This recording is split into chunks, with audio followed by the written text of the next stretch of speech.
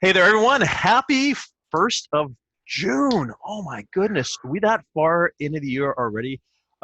We're, of course, your prime real estate team. I'm Tony Joe. Kyle Kerr is on the screen. Angie Hill is off doing a building inspection right now. We're going to talk more about that in a moment because we're going to share with you the numbers as we often do, as we always do. I'm sorry, every month. And as much as they look like they're down, we're still doing stuff. Yeah, So Kyle, I have the stats on my screen. So why don't I get there right now so we can show everyone? perfect. Yeah. Yeah, Uh, it's June 1st though. Wow, it's warm outside and it's feeling like it. oh, it is. Oh, you know what? The scary thing about the screen share on Zoom here is people get to see my messy desktop here, right? The Um, man of a thousand tabs, we yeah, call you. yeah. There is that. There's that. Okay, so statistically, I just want to show you guys here. We are sales, of course. Hey, we're under COVID time right now. This is our second full COVID month. I'm just going to increase this here so you guys can read it. So our sales are down. Obviously, we're down 46.1% from last year. You know, we often do the year-to-year comparison. Yep. Remembering that last month we were down 58%. So the drop is not as drastic for May as it was in April. The number of sales is up though because we had 457 sales versus 287 in April. So things are still happening. Yep. As far as average prices are concerned, you can see right here. So our average price came in at 875.9. That is up 2.3% from last year.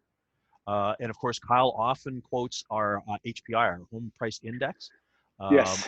yeah, look at this here. So we're at 780 for May, 775 for April. Compared to last year, we are up 3.1%. Yeah, and that's an indication of how strong this market was pre-COVID. I know a lot of people, we've been so inundated with everything that's been going on the last 2.5 months, and we forget how much market demand there was. And we were really trending up this year before this has happened. And I think some of that pent-up demand is starting to trickle through now with just seeing those sales numbers increase and some of the competition we've been reporting about on our weekly updates. We are seeing that competition. I showed a property this morning. It got listed on Friday. They had two offers coming in this morning. So I've got some clients that are at home right now making a decision if they want to decide to write as well. Yeah, this is not unusual right now, which is in and of itself unusual. Like, why Yeah. the heck are we having multiple offers and competing offers during COVID time? Well, there we go. Something else I want to show you though is active listings, right? So we Yeah. are at 2,500 for the month of May versus 3,000. By the way, 3,000 last year was still a low figure. So in the grand scheme Yeah. of things, we are low in the inventory range. This one here I find really interesting. We had only 1,095 new listings come in the month of May. So what is that, down about 37% or so, right? It I think. is.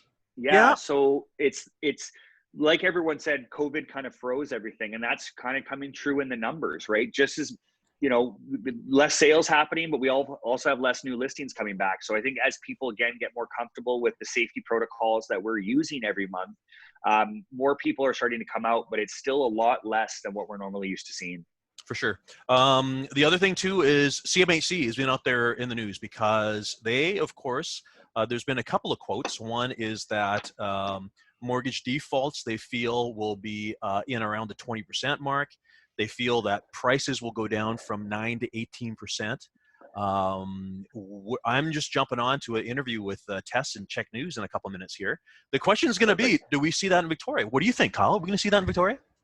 Well, I think we mentioned this one of our updates that 9 to 18% when you're talking about an entire country with a million different markets to kind of consider, and you've got urban cities versus oil dependent provinces.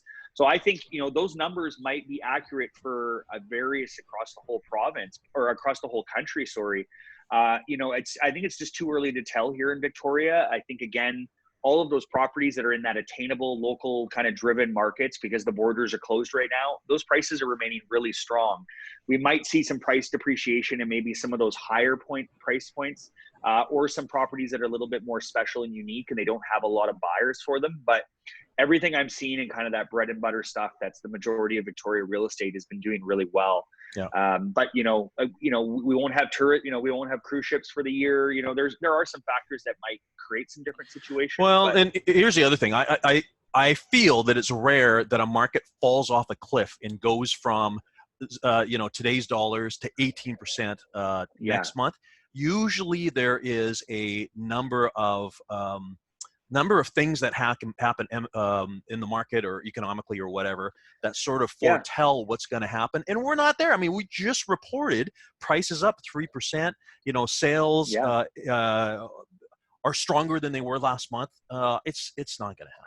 I hate to say it, guys. Victoria is Victoria, right? Yeah, exactly. When you think about just how strong our local economy is outside of some of those sectors that are being hit right now, we have most of our major industries in Victoria are at full employment and people are doing well. And those are the calls from people who we're getting, right? They want to get out there and start looking at places because they're ready. For sure. Listen, Kyle mentioned a couple of times our weekly update. For those of you who don't know, we have been doing a Friday update every week during COVID times. People have been very interested about what's going on relative to, self-isolation, sheltering in place and all that kind of stuff. If you're interested in being joined onto the list, just let us know. Send us an email, make a note wherever you're finding this post here. We'd be happy to add you. You can unsubscribe anytime, share it with friends. Really just our take on what's going on a weekly basis, because, you think that your real estate person should know about what's happening out there. And of course, that's what we do. So yeah. There we go. For this month, that's our sales stats report. Anything else, Kyle? No, I think we've got it, and I'm excited for June. I think as the warm weather continues to come out, and we see, a lot of businesses are opening up again, and I think it's going to be a good summer. And we're just working safely. Maybe we're going to talk about inspections there before too, just about different procedures and stuff that even inspectors are using. For sure. But both of us need haircuts, though. That's for sure. Yeah, exactly. Okay. See you guys next month. Bye. Thanks.